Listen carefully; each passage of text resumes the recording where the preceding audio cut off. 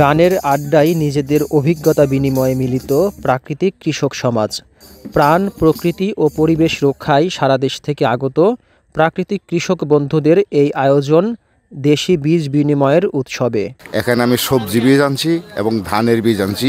দেশের বিভিন্ন প্রান্ত থেকে, বিভিন্ন এলাকা থেকে যে এই যারা বীজ নিয়ে আসছে এবং এখানে যে প্রতিনিধিরা এখানে যোগাযোগ করছে, তাদের যে মত বিনিময়, যে আলাপ আলোচনা করছে, এতে আমার জ্ঞান প্রসার হয়েছে। শনিবার মানিকগঞ্জের ঘিওরে প্রাণ প্রকৃতি খামারে এসেছিলেন দেশের বিভিন্ন প্রান্তের প্রাকৃতিক চাষি ও পরিবেশ প্রেমীরা।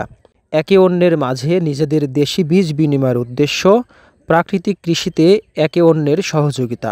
দেশীয় যে বীজটা বিপণন উৎসব, এটা আসলে এটা দ্বারাতে সবার মাঝে একে অপরের মাঝে বীজটা আদান প্রদান হইতেছে, দেশীয় জাতের বিস্তার করতেছে। এটা তা আমরা যে বীজগুলো নিয়ে কাজ করি স্থানীয়ভাবে, লোকাল বীজ মানে যেটা দেশীয় বীজ, দেশীয় বীজগুলো নিয়ে আমরা কাজ করি। বীজগুলো কিছু অংশ সবজির আমি এখানে ডিসপ্লের জন্য আনছি, বা এখানে যেটা বলা হয় বিনিময় মানে আদান প্রদান করার একটা মাধ্যম হওয়ার জন্য এখানে আসা। কৃষকের মেমোরিতে ঢুকে গেছে হাইব্রিড, যে আমরা অল্প দিনের মধ্যে ফসল পাবো, কিন্তু দেখতেছে না যে আমরা রোগে আক্রান্ত হচ্ছি, আমরা যে ঘরে ঘরে অসুস্থ হচ্ছি।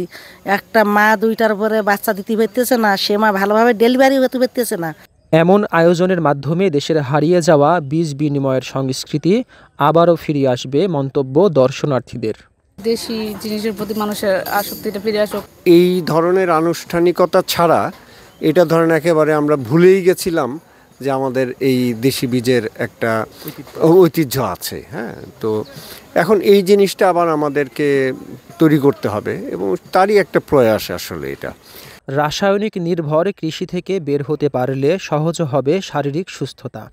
কৃষকদের কাছে দেশীয় বীজের গুরুত্ব নিশ্চিতের আহ্বান দেলোয়ার জাহানের।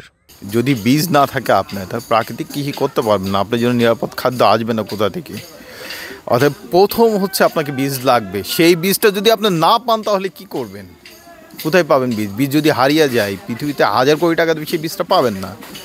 বীজ একেবারেই শেষ পর্যায়ে হারানোর পথে আমাদের দেশি বীজ, আমাদের স্থানীয় বীজ, যেগুলো 1000 বছর ধরে, শত শত বছর ধরে, 1000 বছর ধরে এটা জেনেটিক্যাল মেকআপ তৈরি হয়েছে। এখানকার আবহাওয়া, এখানকার জলবায়ু, এখানে কীটপতঙ্গ, এখানে মানুষের সাথে জ্ঞান, এখানকার নানা ধরনের যে ব্যাকটেরিয়া আছে, যে ভাইরাস আছে, নানা কিছুর সাথে, প্রাণের সাথে মিলেমিশে সেই বীজটা সেভাবে দাঁড়াইছে, সেই গাছটা। তাহলে আপনি যদি হঠাৎ করে কোনো জায়গা থেকে নিয়ে আসেন, বিদেশ থেকে আমদানি করা হাইব্রিড বীজ নিয়ে দেন, তাহলে এখানকার প্রকৃতির সাথে সেটা সংঘর্ষী।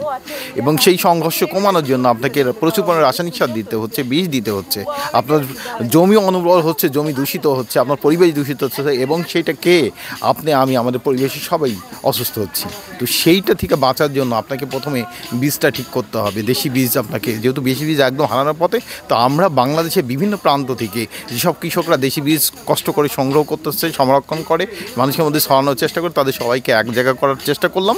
এবং এর মধ্য দিয়ে আমরা এই যে পরস্পরের যোগাযোগ, কার কাছে কি বীজ আছে, সবাইকে যেন বিনিময় করে এই বীজটা যেন আরও সবার কাছে ছড়ায়, সেইটাই আজকের এই অনুষ্ঠানের মূল বিষয় ছিল। এমন আয়োজনের ভেতর দিয়ে দেশের হারিয়ে যাওয়া আদি কৃষি ফিরিয়ে আনতে কাজ করছে প্রাকৃতিক কৃষক সমাজ। সংগঠনটি ঐক্য, সহযোগিতা বিনিময়ের মাধ্যমে নিরাপদ খাদ্য উৎপাদনে দেশব্যাপী নেটওয়ার্ক তৈরিতেও কাজ করছে। আব্দুল কাদের নাহিদ, 21 টেলিভিশন, মানিকগঞ্জ।